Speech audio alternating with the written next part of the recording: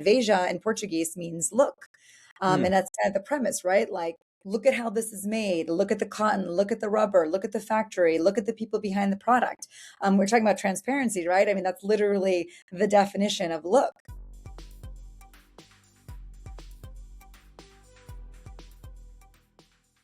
Hey everybody, welcome back to E-Commerce on Tap. I'm your host, Aaron Alpeter. Whether you're mowing the lawn, cleaning your house, riding the subway, or you're staring intently at the YouTube channel, we're so glad that you decided to spend part of your day with us. If you're new here, each season we dive into a different industry. We explore the brands, the stories, the supply chains, the exit potentials, other useful lessons about a category, about where it's been and where it's headed. This season, we're focusing on footwear. And I thought that I knew the industry a couple of episodes ago, but it's so much more complex and nuanced than I had expected. And so I recommend that if you haven't listened to the category kickoff, that you pause this episode, go back and listen to that one so you can understand what we're talking about. But we're going to talk about a really interesting brand today in Veja. And one of the things that we're doing unique this season as well is we're bringing rotating co-hosts to help tell the stories. And so today's co-host is someone I've known for quite a while, actually. We caught up and I was like, oh my gosh, we've known each other for a long time. In fact, I remember seeing a presentation that you did with your husband about your company when you were first starting out. And I said, wow, I hope I can be like these guys one day. And so it's my pleasure to introduce Divya Demato from GoodOps. Divya comes from the supply chain background, so she's another kindred spirit, but she's really focused on sustainability. And over the last 10 years, she's really built out this niche to become one of the foremost experts, at least in my opinion, in the sustainability space. So Divya, thank you so much for being on E-Commerce on Tap. Why don't you just introduce yourself a little bit and talk about how you got here? Well, again, it's so great to have so many years knowing each other and be on this together. So thanks for inviting me to join you today. As you mentioned, my background is in supply chain and operations. I started very much on the corporate side of things. I was a buyer. I was an import manager at companies like PriceSmart. I was also handling the imports of Walmart.com in its early days. And so just really understood the nuances of how products are made and how they move around the world. And so it's been a really exciting time, I think, the last 15, 20 years to sort of see the evolution of how companies, especially e-commerce, have changed the game. As you mentioned, since 2012, I really started to say, hey, there's a better way to do this and focus my business on finding a more sustainable way to run supply chain and operations. So that started out in New York City and now here in the San Francisco Bay Area. And really it's exciting time to sort of, again, see companies look at sustainability sort of in the, I don't want to say 1.0, probably not even 2.0, but maybe the 3.0 era. Now we have AI. So figuring out how companies can really see sustainability as a business strategy and not just a compliance strategy. Some of the industries that I work with worked in the fashion and apparel industry, footwear, which we're going to be talking about today, home goods, CPG, and also the food sector in terms of understanding what are some of the biggest challenges for companies and how, again, the competitive advantage of sustainability is something that the companies that are on a global level and operating with hundreds of different suppliers, maybe thousands, can really figure out their angle. Awesome. Well, we've got a bit of a tradition on E-Commerce on Tap. Before we get into the meat of the episode, we always like to start off with a tidbit. And I've got one that we just got to talk about, and it's the impact of GLP-1s on retailers. And so much like footwear, returns have always been one of the most difficult things for any retailer to manage. And they've always kind of built returns into their plans. But a lot of e-commerce companies right now are struggling because they're used to seeing returns around like 20%, and now it's over 50%, which is just really expensive. And a lot of people are pointing to GLP-1s and the medications and say, if I'm a consumer and I've got a rapidly changing body due to dramatic weight loss, they're ordering multiple sizes because, maybe they were at 8, now they're 4, but maybe they need a 6 or like whatever's going on. And so they're trying to like kind of bracket and buy all the stuff, see which ones to return it. And they're kind of mimicking what people would do in a retail store automatically. But the brands are absorbing all of these costs because a lot of times they deal with free returns. And so I think it's just been really interesting to see kind of how one mega trend in consumer is impacting, the operations of the back end. And a lot of the companies I talk to are thinking about, well, maybe we start charging for returns or we put a cap on returns. I know that there are some companies that give discounts for you to waive your right of a return. And so just it's really just an interesting tension between being consumer centric, but then also making sure you can be profitable. No, I think it's really interesting. And I think that was sort of the thing about e-commerce, right? In the early days when I started, it was getting customers to be comfortable. And then now we're on the other end of the spectrum where they're almost too comfortable. And there's sort of this kind of free for all, right? And customers sort of not really thinking about the impact of that kind of, yeah, let me just see what kind of size fits and I can just return it. But there are emissions, there are a lot of waste associated with that kind of shopping and consumer habit. So think every time you have a package that you are receiving and every single one of those, and then they get opened and ripped apart and then returned and kind of all that back and forth. And, something that I think that ties into that is also that companies, even though sustainability right now, as far as like a term is an interesting place, with the United States, how companies are thinking about sustainability. But one thing's for certain is that companies are going to start moving and being required to act more than they have in the past. I mean, disclosures have been sort of something the CDP has sort of evangelized. And now what they're basically saying is that companies are going to have to be, from a regulatory perspective from Europe and also the States, is actually to show an activity around those goals. And so the SBTI targets, which is the Science-Based Targets Initiative, just rolled out some new guidelines in terms of sort of what the expectations are for companies. And it's becoming one of those things where things like we were just talking about, the kind of high consumption and then high return process is gonna hit.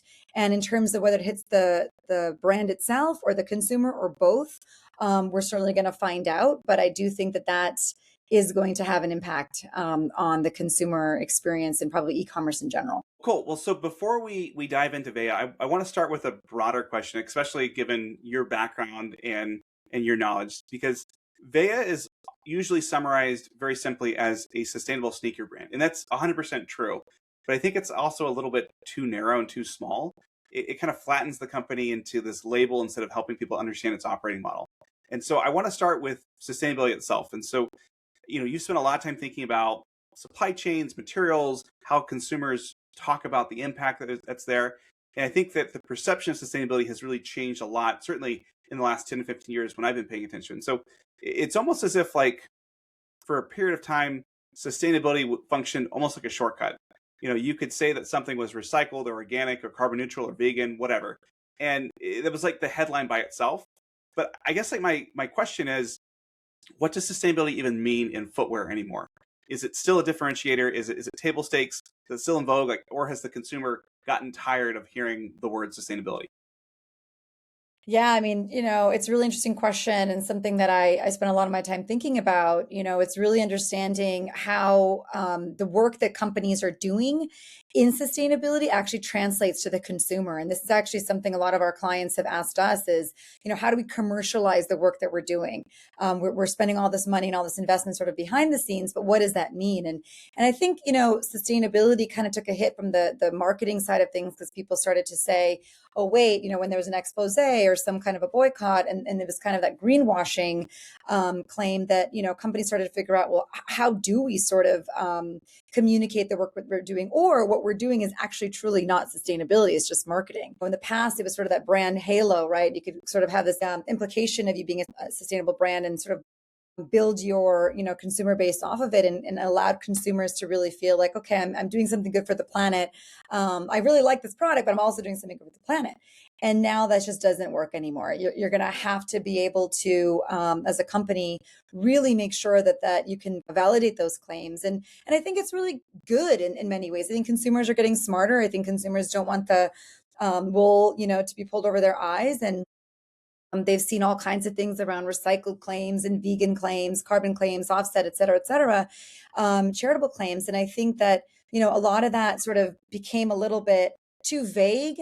And it also sort of confused the consumer as to what even is sustainability, right? It was sort of this personal value connection, sure, but then did it really mean that one value I connected on sort of overshadowed everything else? And how does it all fit in, right? So you could love that you're buying a non-animal product as a vegan buyer, but at the same time, is that just made of pure plastic and releasing a ton of emissions and it's super toxic? So it's sort of figuring out how can we educate consumers? And I think a lot of companies that are really thinking about this right now are figuring out, how do we make sure the consumer is on that journey with them, but in a way that they can feel informed and educated way. And something I always say is in sustainability, it does not have to be perfection, right? Progress over perfection and transparency.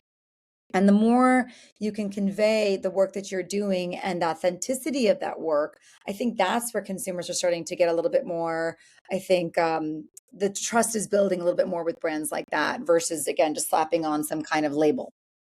Yeah, I always remember there's one company in particular I used to do some work for that they were an unprofitable startup, and they advertised very proudly that 10% of their profits were donated to some cause. But there are no profits, right? So the answer was actually zero, but they were able to kind of claim that and lock in. Um, and I think what you're saying too about kind of sustainability maturing, customers maturing is really resonant with what I have. I mean, I remember being in college and we had these sustainability cohorts, which were awesome. We would basically partner with a large company that wanted free, undergrad work, which I don't know was very viable at the time, but it was all about like how to do reporting and how to do things that way. And it feels like things have shifted away from reporting into actual, I guess, proof points. Is that a general shift across sustainability in general, or is it even more or less pronounced in footwear? No, I think you make a great point, right? Is like, how do you even define what sustainable products are, especially when you have products that are quote unquote difficult to be sustainable, right? I mean, anything at any given day that doesn't biodegrade is going to come up with some kind of a level or benchmark of, okay, well, how good can we, how good can we make this product, and what is the most responsible way to make it? And when you have footwear that is a multi-material product, you have these uppers, you have the soles, adhesives, rubber, leather, textiles, the packaging itself, returns and end of life waste, which is also coming to the spotlight with sustainability around producer responsibility around products, is how do you really break down each component and also the manufacturing. And I think for brands, it's really understanding, where maybe the biggest impact is, right? The negative impact of making that shoe. So is it in the sourcing of those raw materials, right? So thinking about how to potentially, what's a huge chunk of your product, how do you think of a more sustainable way to procure that product, right? So if you're using leather, are there animal rights that you're thinking about? Is it in the tannery and the chemicals that you're using? Is it in reducing the amount of waste? I was in Ethiopia at a company that was making apparel and accessories and shoes as well, and you could just see the tanneries and the amount of waste that was created when you had hides of animals that were not as smooth or as consistent as you would need to run a large operation. And so all of a sudden you're on the cutting room floor of a factory and you realize, wow, this could be done better.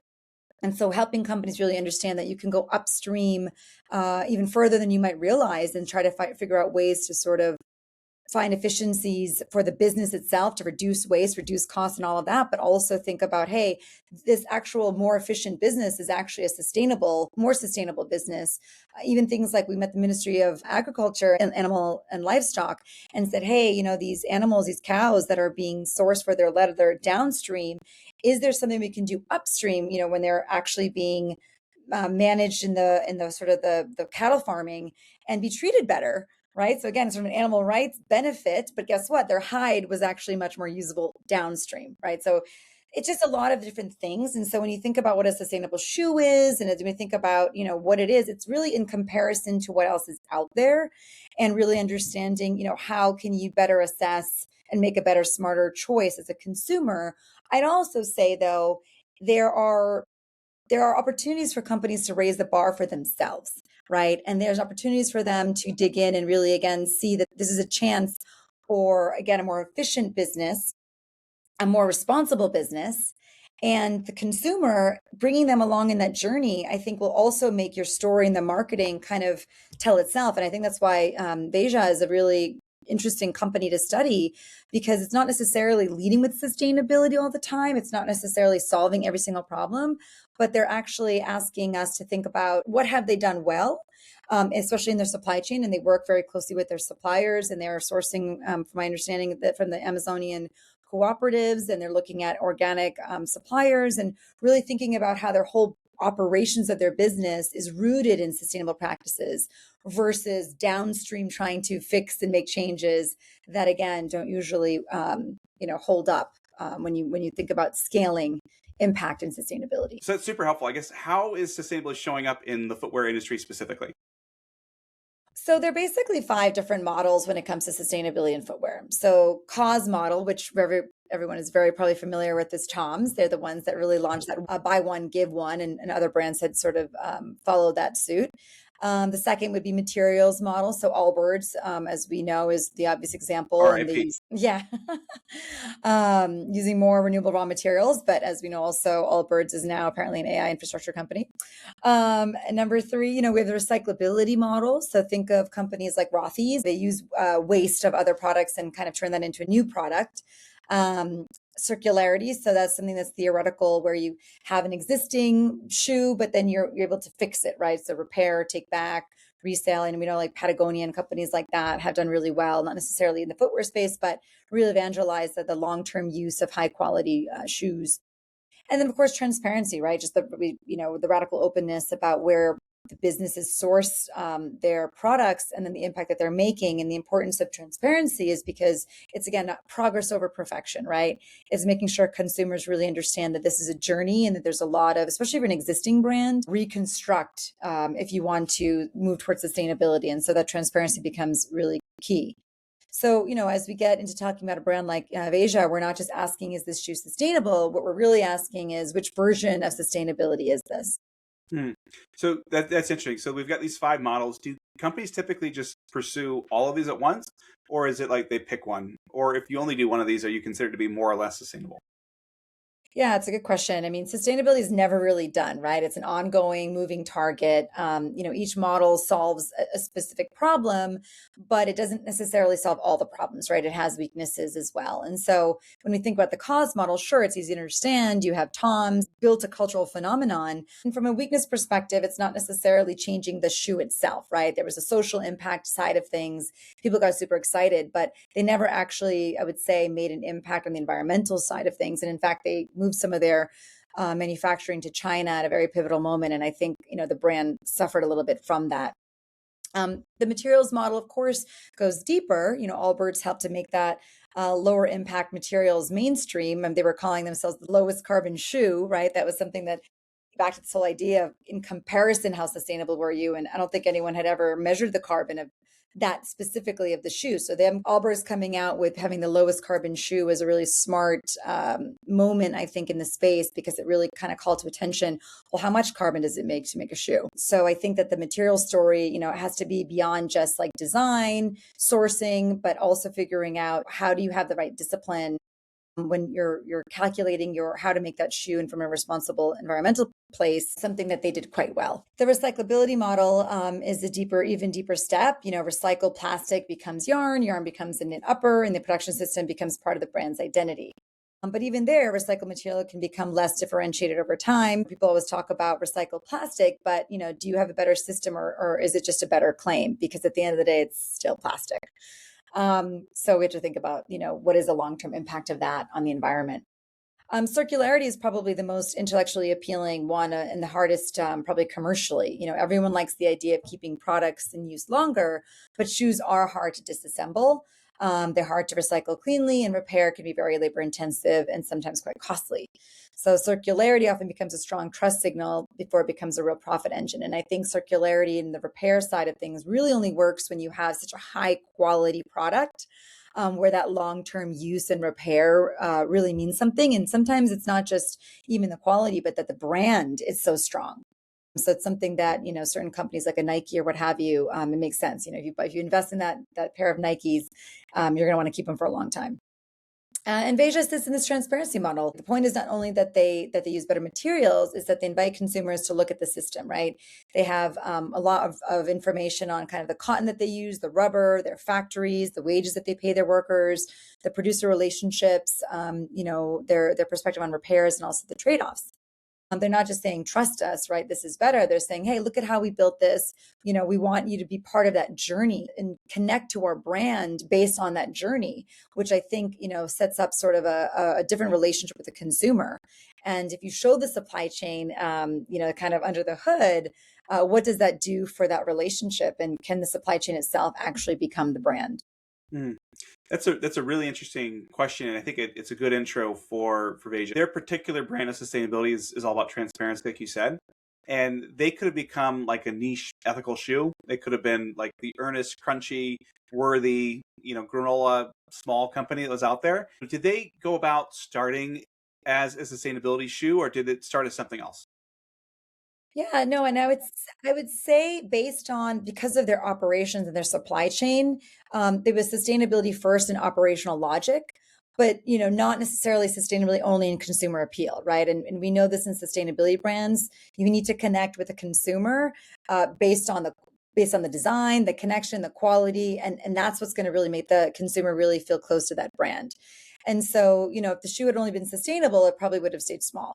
But consumers may care about impact, but most people still buy shoes because they like how it looks, how they feel. We also know that performance is a big part of shoes. Even there's a fashion component, but there's also recently a lot of interest in the performance as well. And Veja's advantage was that it did not force the consumer to choose between taste and ethics. And I think those are the brands that get it right. The design language is restrained. It does not scream eco product. It does not try to visually punish the consumer for caring.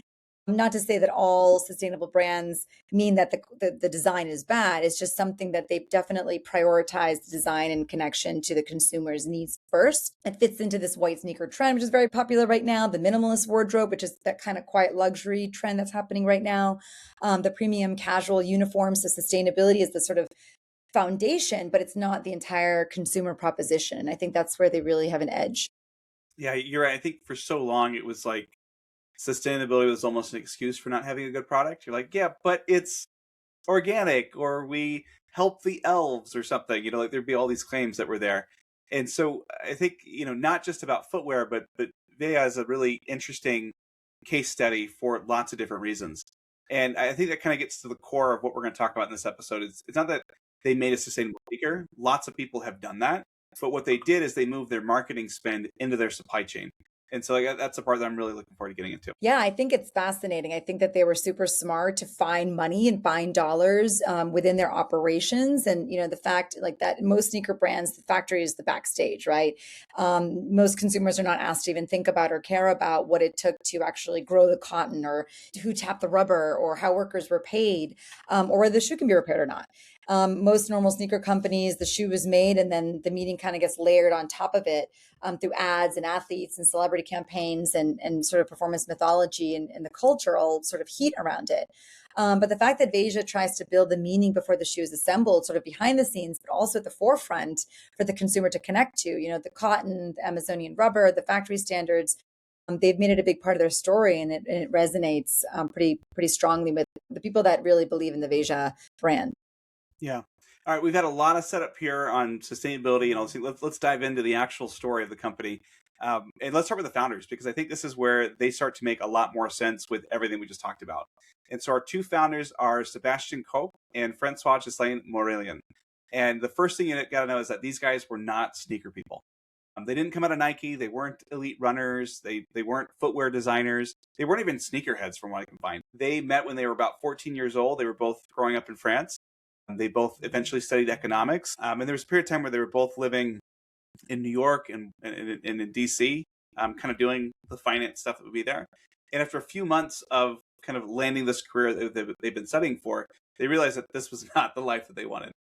I've got some friends in finance, and so I can appreciate how they particularly feel about that sometimes. After deciding that finance was not what they wanted to do, they actually created an NGO, which I didn't know you could do, as basically a recently graduated person.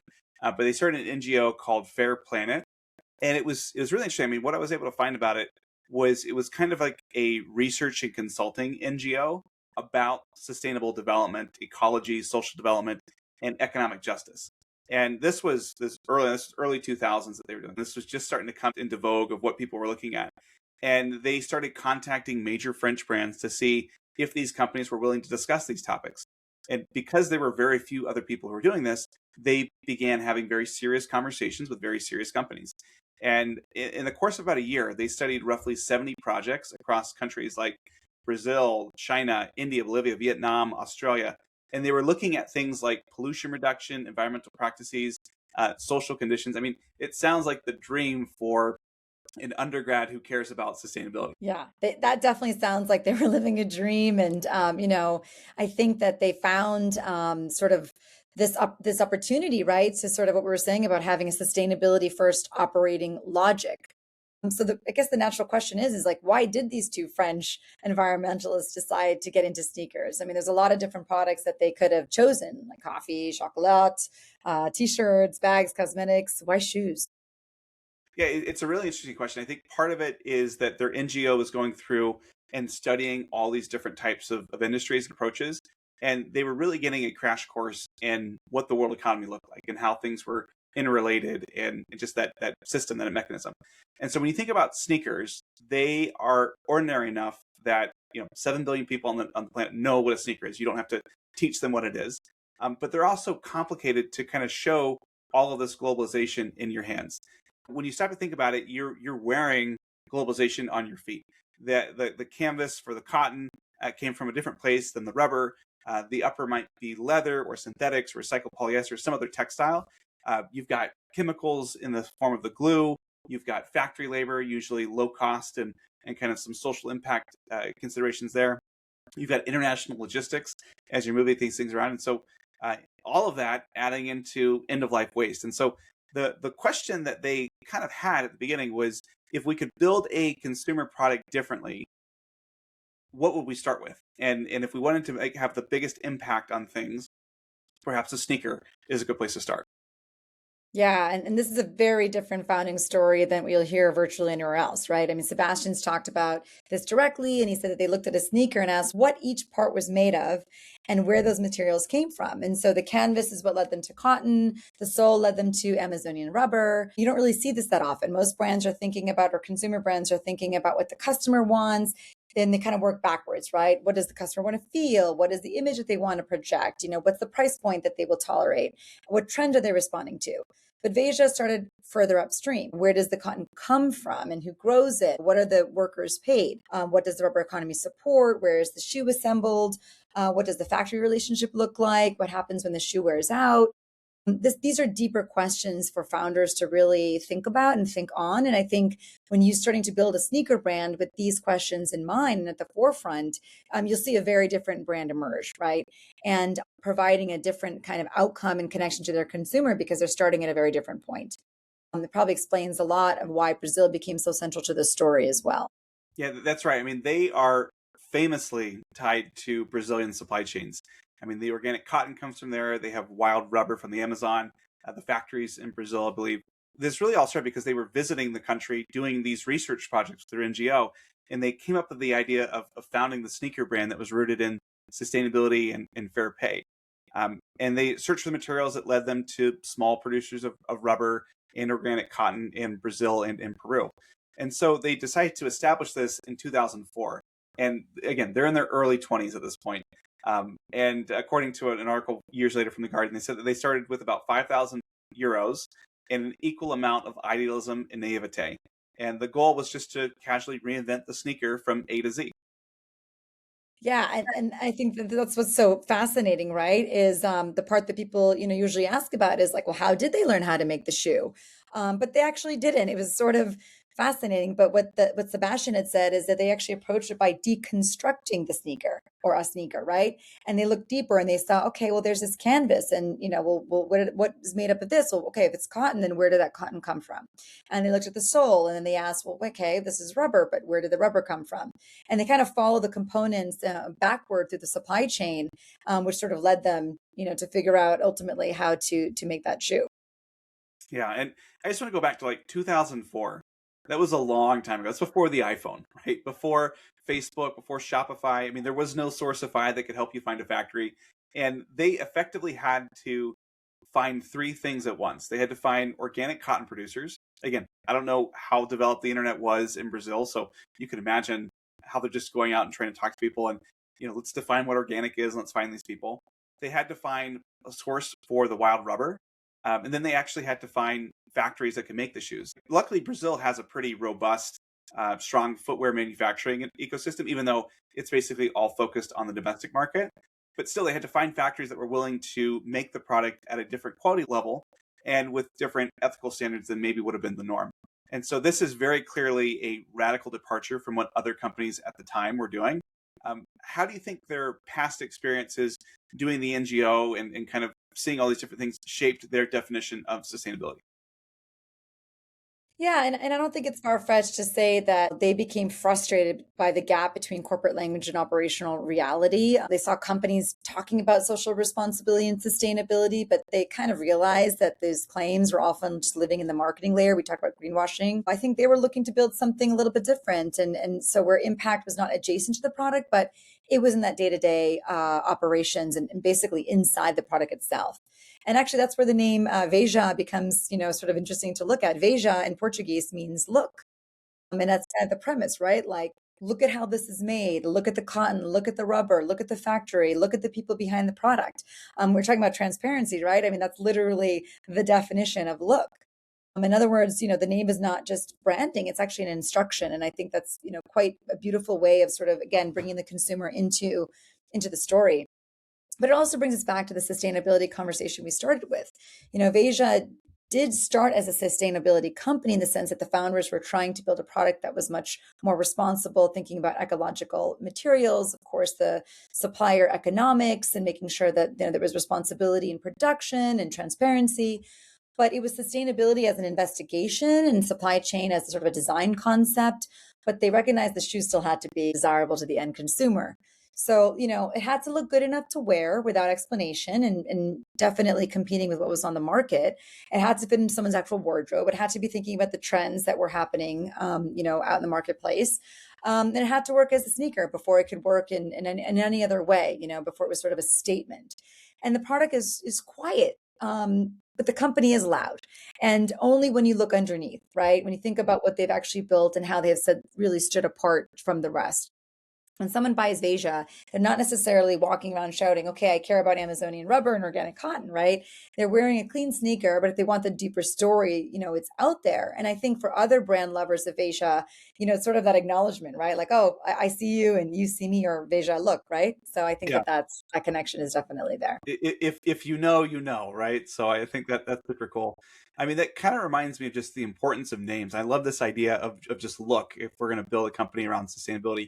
It kind of reminds me of the first company that I worked with from a startup point of view was Hubble Contacts. And we knew that we were building a D2C contact lens company, but we weren't quite sure what the name was going to be. I think at one point we had called it Iris, but there was like trademarks all over the place. Somebody else had that. But we ultimately decided to go with Hubble. And first off, like the domain was available, the trademark was available, so like that checked the big boxes. But there was this whole story that we had uncovered about how when they built the Hubble telescope, they had mixed up like metric and imperial systems, and so centimeters and inches are different. And so basically, they launched this $1 million satellite, and it didn't work, and you got very fuzzy, kind of very bad pictures that came from there. But what they ended up doing is they retrofitted the telescope with a giant contact lens, which is how they help see a lot better. And so, we never talked about that from our branding or marketing perspective. It was definitely there when you had it. So I think I think about names and the importance of names and stuff like that. Oh, wow, that's fun. Yeah, no, I had no idea, but that's fascinating. I mean, even good ops, right? Good operations. So sometimes you have the name sort of blended in there somewhere, but yeah, that's really fun. Yeah. So it's pretty clear that they took a very early position that of what they wanted their brand and their consumers to be seen as transparent. And when you make that decision really early on, it becomes not just something you can undo. It's like a core part of your identity. It causes a lot of other implications that you have to think about. You have to fund that decision someplace. And so that meant that they were inherently locked into a higher margin structure because they were intentionally going to pay more for the raw materials. They wanted to invest in supplier relationships. And that was really kind of more important in order to deliver on the transparency of the brand than maybe having a great margins worth thing. And so I think the question that naturally happens is how do you take this idealism and position it into a viable economic model? Because they didn't decide that they were going to charge luxury prices for these shoes. I mean, they're not cheap, but they're also not the most expensive thing that's out there. And so I think the part that was really interesting about this, they intentionally chose to invert their P&L. Usually what people do is they say, we're going to spend as little as we can on COGS and we'll spend a lot on marketing. And that's what's going to drive things. But they said, we're going to spend as much as we can on supply chain to get the product that we want. And we're going to spend almost nothing on marketing, which is just really shocking. Yeah, no, and when I hear that, I mean, that sounds nice and everything if you can actually make that happen. But isn't that just like a different way of saying they had a low margin business? Yeah. He wouldn't be wrong, but it seemed to work for them. And it's really interesting. Like Veja launched publicly in 2005, not at a sporting event, but in Paris, in 2005 at the Palais de Tokyo in Paris, where it first modeled the volley, which was inspired by Brazilian volleyball shoes from the 1970s. And despite their limited, marketing budget, their limited scale, they sold 5,000 pairs at that launch. And so it's important to talk about someone launching in 2005 without all the bells and whistles and marketing tools that we have today. So whether that was Shopify funnels or meta ads, these didn't exist. There was no influencer seeding machine. There was no TikTok, no big drop built around, sort of a paid retargeting that we see with shoe brands today. But the playbook at that time was really about, how do you build a product? How do you create a physical cultural movement, which is not an easy feat?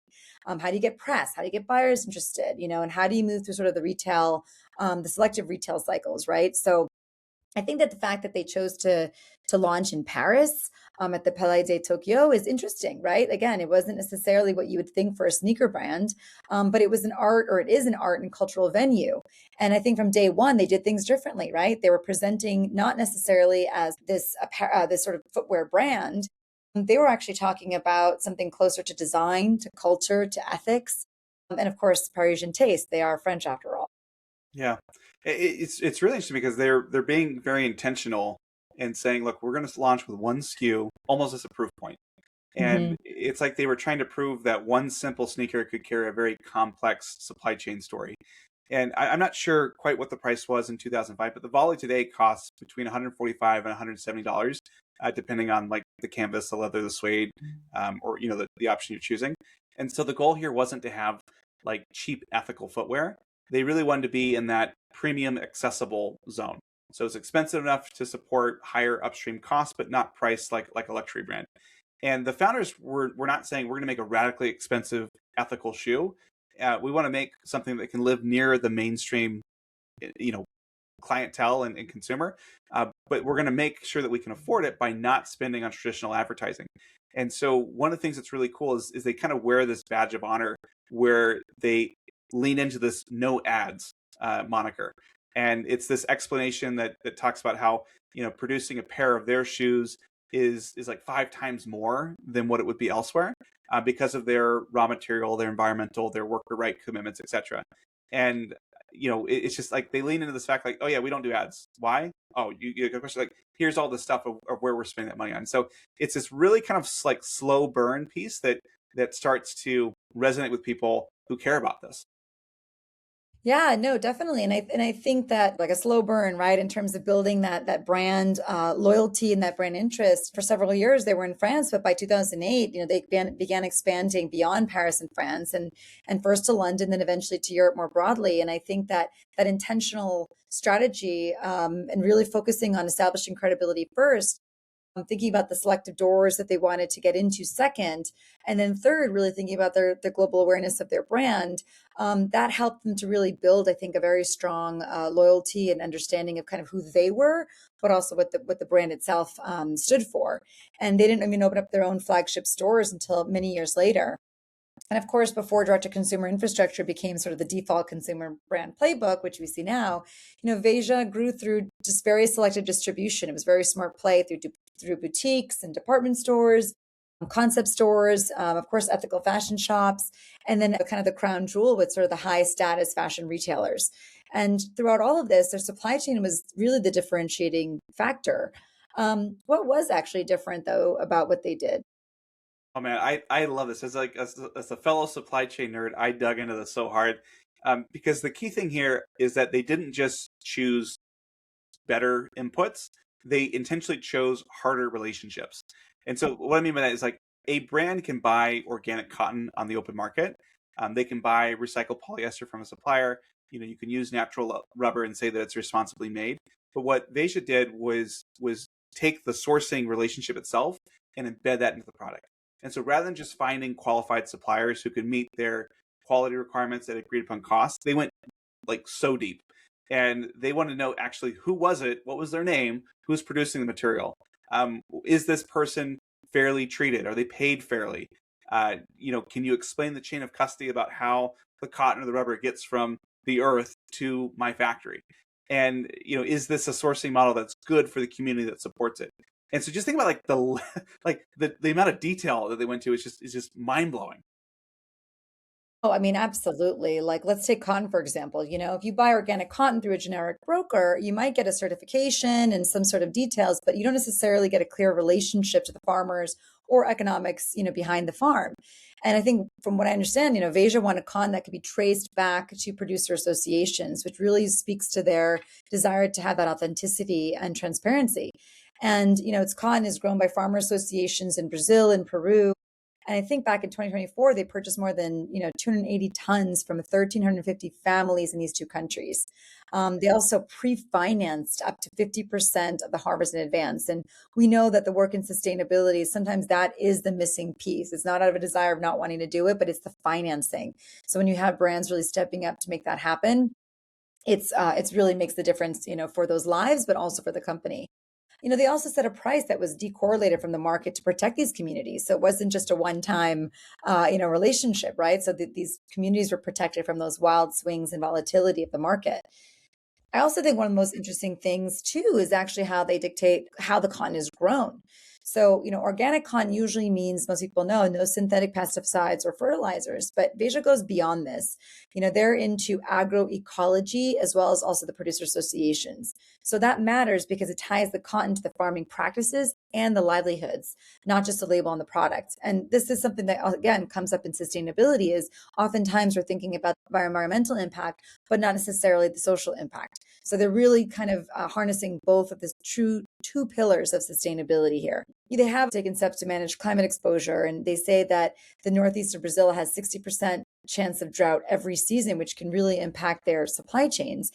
And in 2021, it used 40% of cotton from Brazil and 60% from Peru because of that drought. That's fascinating. I think like the rubber sourcing is also something that stuck out to me. And it really shows how they put their values into practice here. So, natural rubber is very widely used in footwear, and other brands can and do make claims about natural rubber, responsibly sourced rubber, FSC certified rubber, or Amazonian materials.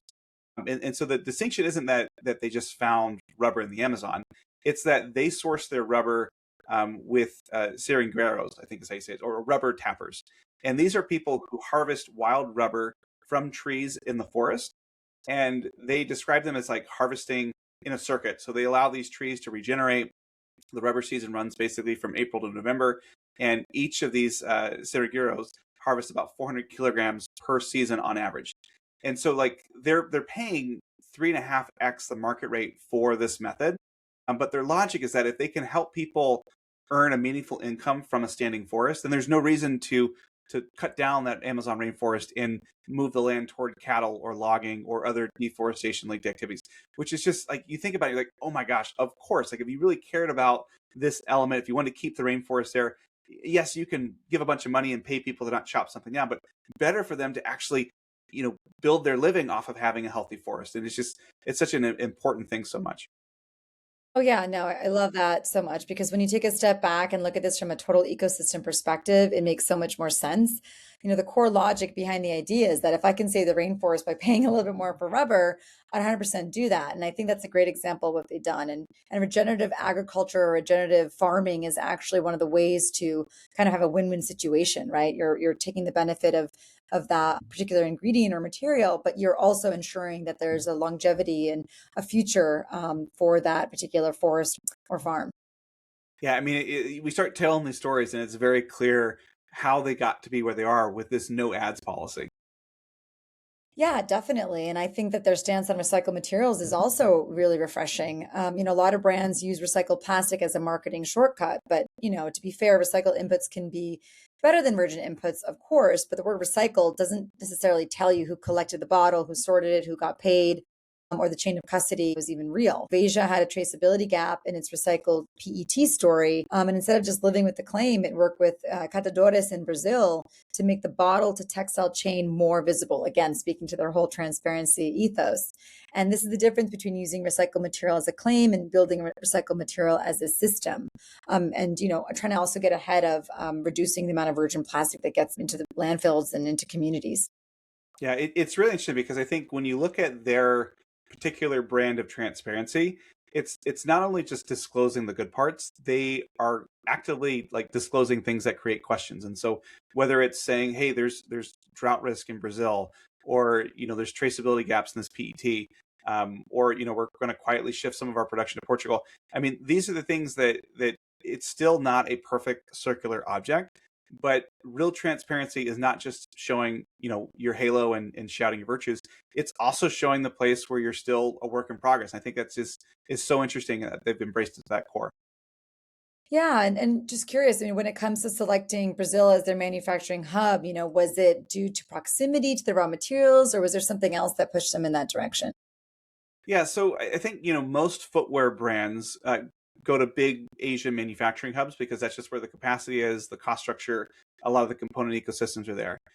They started in Brazil not just to try to minimize unit costs, but because they wanted to build a coherent supply chain around the cotton, the rubber, the factories, and labor standards.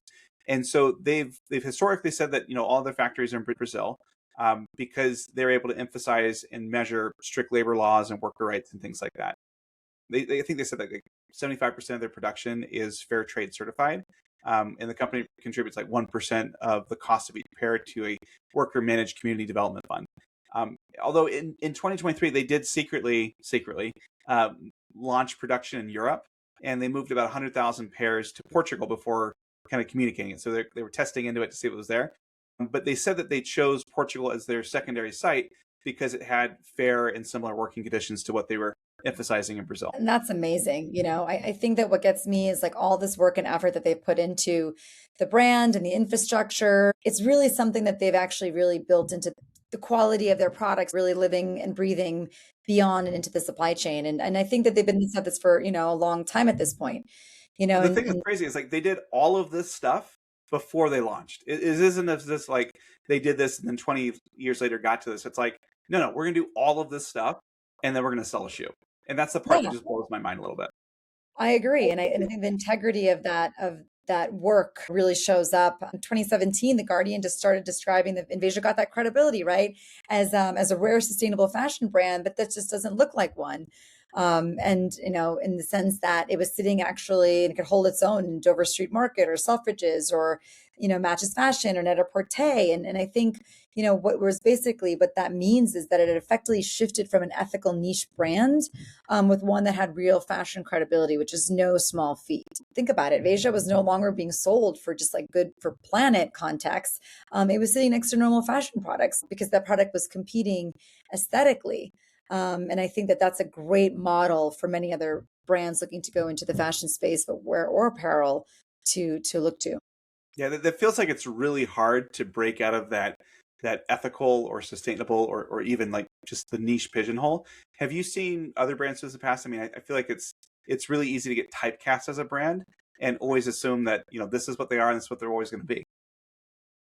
Yeah, I mean, it's certainly hard. And, Veja was able to do it without compromising their stance in the supply chain. They made a great product and were intentional about it. They did the hard work of building a brand that happened to be very ethical and sustainable and is a good model for other companies thinking about the space. I mean, we've obviously seen Patagonia use this playbook for a long, long time, and it's the proof in the pudding. North Face is, I would say, another one that is certainly trying to toe that line as well. And Allbirds, I think, tried, and we saw that they weren't able to necessarily to do it. I think that there's a lot of lessons to learn from Veja, as sort of how they were able to toe that line. Yeah, I mean, I'm sure it was a bit of a transition, but is there a moment in time where they kind of crossed over in the public psyche from kind of this niche ethical brand to more mainstream? Yeah, of course. I mean, we know pop culture, right? So and there's all these photos. So in 2018, Meghan Markle wore Veja during a royal tour in Australia. And, after you see something like that, you see a brand named among contemporary fashion labels with major publications, as we mentioned, Meghan Markle, but also Emma Watson, Marianne Cotillard. They were just visible admirers and fans of the brand. And I think that gave a lot of credibility. But the celebrities didn't invent Veja's relevance. I mean, I think the love from the celebrities came is because of Veja's relevance and what they had built behind the scenes, and then of course brought to the forefront. And their ability to kind of cross from that ethical fashion to mainstream style is where they really connected. Yeah, and that kind of brings us to 2019, and the business is decently well established. They're doing about 65 million euros in revenue. They're still founder led. They've got about 120 employees spread across France and Brazil. And they're really focused on like this wholesale self-finance piece. It doesn't look like they took on any sort of outside capital. And so organic growth from this crazy hard supply chain at the beginning all the way up to, call it 80 million US dollars. A couple of things that happened in 2019, though, made this a really significant moment for them. Like you said at the top of the episode, like this white sneaker trend was really becoming on point, and they were known for clean sneakers in multiple senses of the word. And so it was the right product, the right moment, but they had like this visible logo, they were easy to wear, and the values aligned with what people were looking for without being overly preachy at the same time. And so I think the most significant piece was actually a organizational change, and they brought in Laurie Brown to join as a senior leader who basically had this mandate to help professionalize the organization.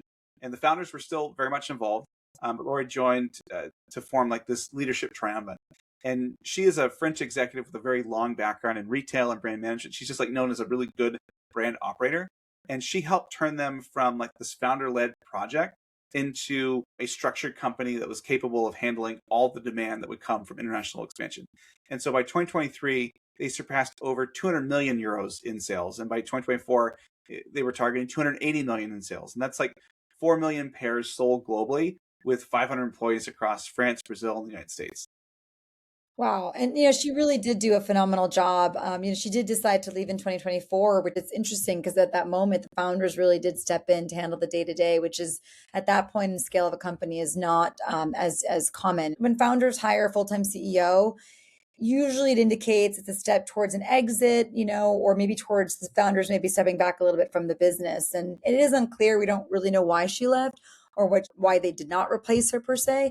But, we can't minimize the impact that she made on the brand and getting it to more and more customers and really building its reputation. Yeah, I mean, fantastic job. And like, we shouldn't speculate on the reason for the departure, but perhaps it was just time for her. I mean, like 5 years is a good run at any place. But maybe it was always agreed that she was going to be there for 5 years. But I also wonder, like, if you look at the exit potential of this brand, it is something that could be problematic, at least in my estimation. At the surface, it's a very attractive brand because it's very hard to replicate, but it's also very hard to buy for that very same reason. I think the question of like who could buy Veja without destroying the reason that Veja is worth buying is a really interesting question. And there's very clear private equity appeal. It's got the brand, it's got the growth, it's profitable, it's got international white space. But traditional PE typically looks at margin expansion as one of the levers that they want to pull. And that can be really hard because margin inefficiency is actually part of the brand. Like they want to pay 3.5 times the amount for rubber because of what it is. And so they've also talked about very clearly avoiding advertising and taking that spend and putting it toward their supply chain. And you just have to wonder, like, even if somebody acquired them and left them alone for a period of time, eventually someone's going to ask a question of like, hey, why are we paying so much for these raw materials? Or, how do we normalize our sourcing? Or how can we improve our factory returns? Paying 50% for the harvest ahead of time is really difficult. And so I think that like the hard part about Veja is that from an operational perspective, the things that you normally would look to quote unquote fix would be what you're inherently dismantling, a key part of the brand at the same time. No, yeah, and you're completely right. I mean, their constraint is part of the brand moat. I mean, if they were to lean into faster growth under PE or private equity ownership, they risk ruining their authenticity. And we just saw that with like Everlane. We just saw that with, when Allbirds tried to get the outside funding. And, let's be clear. It's like the business is really dependent on the founders, their story, their sort of intentions, as you just mentioned. And, the question really does become, right, can the brand kind of withstand its sort of identity when they've transferred ownership? Will that mythology still be alive without the founders at the helm? And, it's really comes down to sort of there's a values driven sort of brand behind all of this. And it's the founders, Sebastian and Francois, that kind of have instilled that. So, it would help them grow. But right to your point, it could also be challenging for, I think, consumers to follow them along. Yeah, well, and again, keep in mind, like they have a lot of options because nobody's forcing a sale here. It's still self-funded, founder-owned business, and there's no investment group that's saying, "Hey, it's been 7 years, I need my liquidity." And so I think that the most likely outcome here is that they're going to hold on to this for the foreseeable future. Maybe they turn it into a nonprofit. Maybe they, have a foundation that runs it and keeps it intact with what's there. That being said, I do think that there are a few companies or few buyers that might be interested under the right circumstances at the right time. And really at the top of my list is El Caterton and LVMH, which of course are associated with one another. They're really great at scaling consumer brands, especially in the luxury adjacent space. But the only way that this would work, I think, is if they stayed very autonomous and the founders were involved for a long time. And so, the reality is that Veja is one of these companies that private equity would love to buy in theory, but may struggle to own. And it really comes down to like the values and the choices they made to be inefficient on a spreadsheet, which make them like essential to the brand. And so these higher input costs, the slower supplier development, the selective distribution, all of these things are really important. And I think, to sum it up, the exit question is not whether they'd be attractive, it's whether the asset is actually transferable. Yeah, absolutely. Well, I mean, this has been so much fun. Aaron, thank you so much for having me and letting me be part of E-commerce on Tap. I hope our listeners will like and subscribe. It's been so amazing. There's definitely a few things that I've taken away from this episode. And I think that, as we've seen in the industry for several years now, sustainability itself is not strong enough. The product really does have to be desirable. I think the founders of Veja showed us that, values can help drive demand, but they can't necessarily replace the desire for a product. And this is where a lot of purpose brands get stuck. They consumers will buy because the brand is good. And we know that that's just not how consumers actually shop. Intention is there, but, if you're not necessarily delivering on aesthetics, functionality, and the economics, or sometimes even the emotions, it's just not going to actually drive the kind of growth that I think brands want to make. And Veja made something that looked normal enough to wear, and they really were able to kind of build the business behind it and get people to sort of see both those value propositions in equal measure. Then the second thing is that specific promises create specific obligations. One can say that vague sustainabilities are easy to make, but supply chain promises are hard to keep if you don't necessarily have the right infrastructure. The more operational debt you create is when you've sort of over-indexed towards a specific thing. It's not necessarily bad, but it can become a moat. But you have to understand sort of the trade-offs as a founder. And I think we've seen companies that have done that and not necessarily survived. And Veja is a great example that have and are continuing to grow within that promise. But if you're going to make the commitment to traceability, you need to have the right systems around it. If you promise fair pricing, you're going to have the supplier economics that can survive that at scale. And if you promise repair, you need that infrastructure as well, and ensure that customers can access those repair shops or what have you, or systems in place. Even in transparency as well, you have to be able to disclose also what is uncomfortable. And I actually think there's a lot of strength in that vulnerability. What stuck out to you, Aaron? I think the big thing was just that this idea that marketing spend can be a capital allocation choice.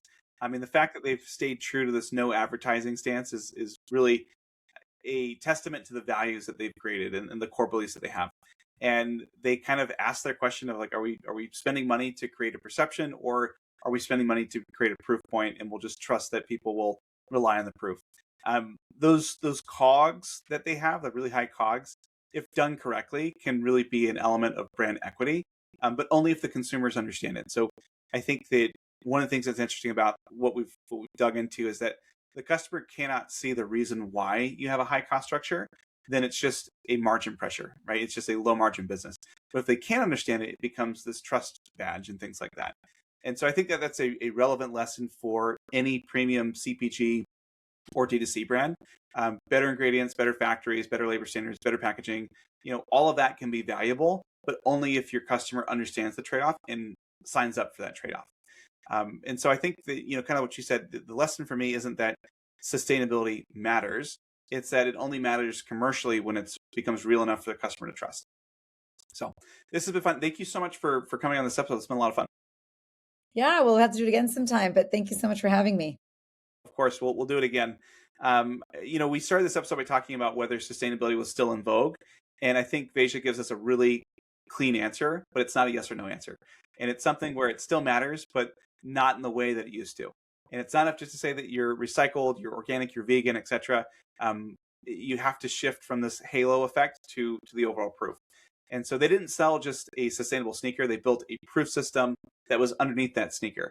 The cotton, the rubbers, the factories, the no ads, all that stuff really built into it.